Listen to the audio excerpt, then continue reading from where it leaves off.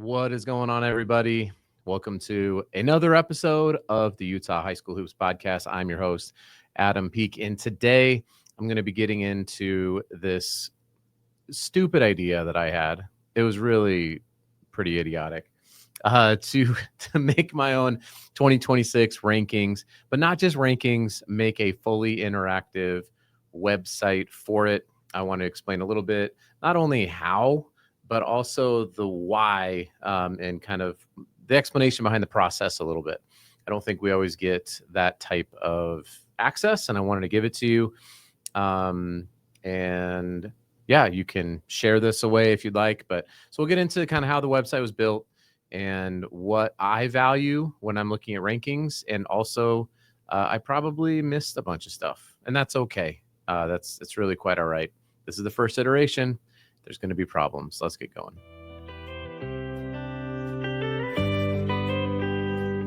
This is the Utah High School Hoops Podcast, your source for sometimes informative, but always entertaining coverage of the Utah High School Hoops scene. With your host, Adam Peak.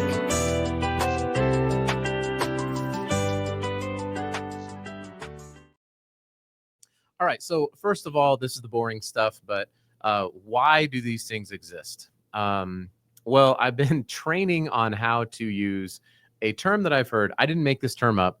I'm not trying to be some sort of like hip, mid 40s guy, but it's called vibe coding. I think is the word that I heard. So I've been working on this in my professional career. I'm not a coder. I don't build websites. I have 6 kids who live in my house from the ages 10 to 18. I have a full-time job. I'm opening up a label printing facility on Thursday, the 28th, here in Salt Lake City. So I've got a lot of stuff going on. It wasn't like I was looking for something to do, but this is a way to practice using this vibe coding, whatever it is. So I thought I'd give it a shot. And this was the object of my potential failure. And it did fail once. I built the whole thing out, and then the rankings all crashed. I was like, I should be done. I shouldn't keep going. But I have this stupid idea in my own head, which is like, I want to figure things out. And I don't like to just stop when I'm going to get something done, like a project like this. I'm going to see it through to completion. And if it's terrible, it's okay if it's terrible. It's actually a life lesson. Don't be afraid of failure. Just give it a shot. And obviously I saw on IG, there were, excuse me, hang on, got to get something to drink.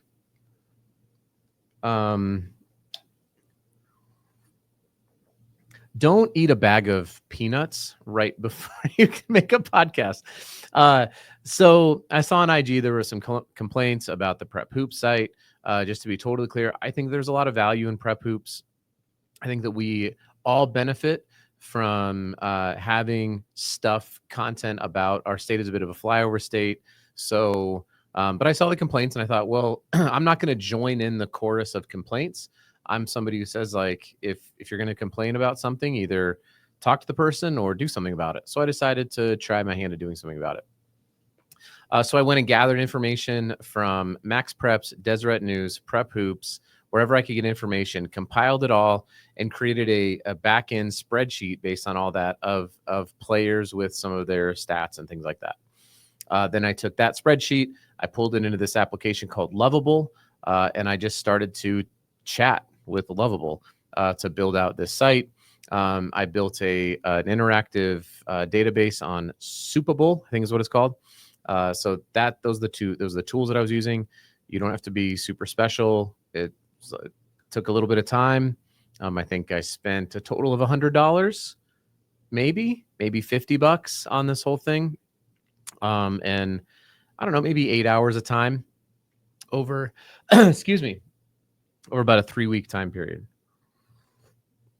So that's kind of the background on it. Obviously I already had the domain utahbasketball.net. And so I just had to create I created rankings.utahbasketball.net. So here's what I'm going to do. I'm going to pull up the screen. Oh, no, actually, well, this is what it looks like. If you haven't been on it yet, a couple of the features that I added, recently, so you can create a list view if you don't want. So this grid view is nice for mobile. The list view gets a little bit strange, but if you're looking at it on a laptop or a desktop, I think the list view is a little bit easier. By the way, shout out to players 1 and 2. Junior and Dean played last night in the Mama Invitational Championship. Juniors West Team won. There were 3 Utah prospects, Ikenna Alozie, Junior County, and Dean Ruckert, who are on the court.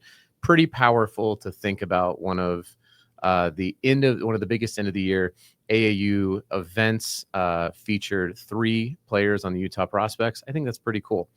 So shout out to Junior and Dean. So anyway, so you can have this list view and come over here. You can see, and this is really for, for college coaches, who's committed. So yes, right now there's some football players and then a couple of basketball players. Let's keep that as all. Who's been offered? So if you want to see, like right now I have, I probably can't, I'm not really zoomed in that far. Let me zoom in here just a little bit more. Oops, over here. There we go.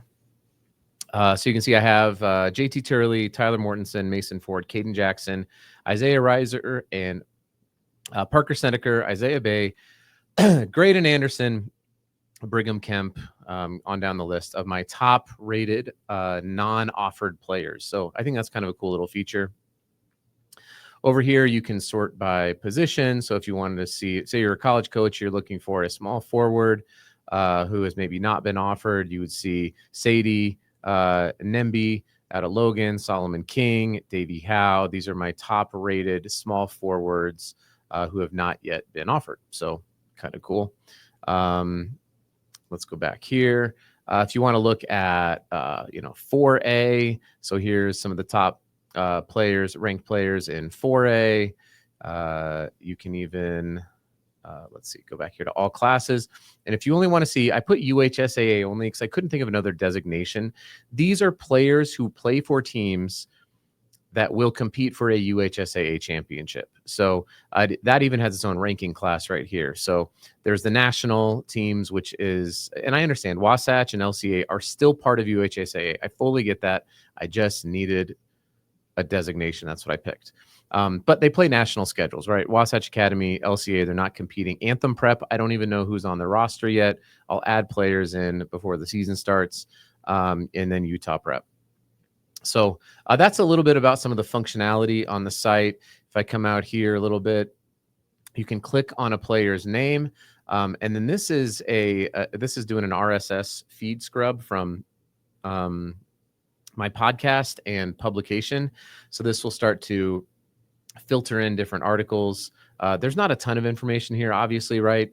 Dean is committed to BYU. He does have college offers. He plays for Timpview. He's got his height, position, and just some basic stuff. So nothing, I'm not setting the world on fire with the greatest web application of all time, but it's not bad. So if you wanted to look here, maybe you wanted to see, Anderson. So you've got Graydon, Caleb, and John Anderson. So you can search by name, or if you wanted to look at schools, you've got Dean, Will Openshaw, Callan Tolstrup, Mason Ford, Lincoln Holcomb, Cooper Cleveland. Again, I might be missing somebody there. So keep the feedback coming. So that's a little bit about the sort of the interaction on the site. Feel free to play around with it. This I thought was kind of cool. There's 175 players listed on the site. I toyed with just having the top 100, to be candid. There's a lot of really good players. It didn't seem like enough, especially as I got into 1, 2, and 3A basketball, where I think there's players who deserve recognition that maybe don't traditionally get it. And so I wanted to make sure that they got their flowers and that I would be paying attention to them. So big shout out, by the way, to Jason Hernandez. He was the first player to reach out on Substack in public and say, what do I got to do? That was an oversight. Jason is consistently at the top of the board in points per game out at Green River. So anyway, shout out to the small school hoopers. So Jason Hernandez, thanks for reaching out. 54 players currently have college offers. This is just going from memory. So if you have a college offer and you see your name on here that doesn't say it, just let me know and I'll toggle the switch on to say, yes, you do. And then again, 5 players that I know of have committed. So these stats will update as players get offers and as players commit and things like that. But that's the functionality behind the site. Again, I'm doing my best to try to keep it fresh.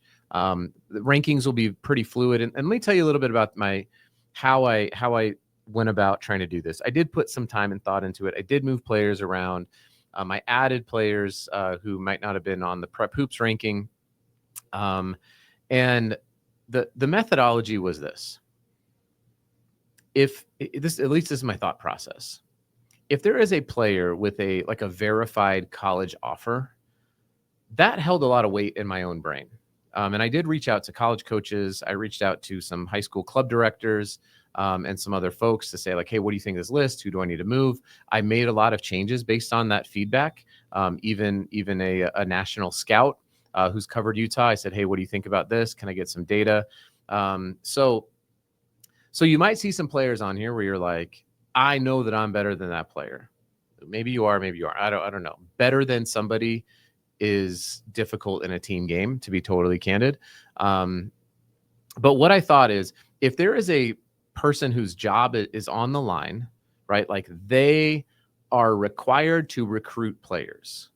That seemed to be pretty solid data. So if somebody has low major D1, Division II offers, and they didn't have great stats in high school last year, maybe they averaged 6 points a game, but there's Division II and Division I coaches who want that player. To me, I'm like, that player is really good, right? Like, there's a reason why people whose jobs are on the line, if they fail, they get fired. If I fail, I just shut the website down. So I want to at least have a little bit of objectively true data to back these things up. Now, obviously, not everybody has offers, and there are players who I think should be offered based on either I've seen them play, which I know is totally subjective, or other coaches have seen them play and said, hey, you got to check out, like I watched Brigham Kemp play at Hurricane last year, and the kid is a walking bucket.